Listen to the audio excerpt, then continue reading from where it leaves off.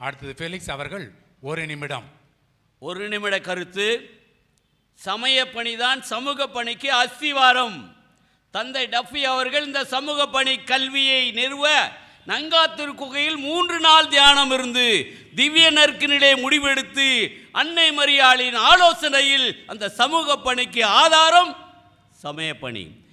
Immaculate சபை ஆரம்பித்த அந்த துப்பி அடிகளார், கொன்சகா சபை ஆரம்பித்த அனுல்ரா அவர்கள், எம்இபி அருட் சகோதரிகளை அமைத்த எம்இபி அடிகள் அவர்கள், இவர்களெல்லாம் இன்றைக்கு பெண்கள் ஒரு சமுதாய விழிப்புணர்வாக இந்த சமுதாயத்திலே சமய பணிக்கு இருக்கிறார்கள் என்றால் இதுதான் எம்இபிஆர். தாராசாமியார் ஒரே நாளில் 3000 பேருக்கு ஞானஸ்தானம் கொடுத்திருக்கிறார்.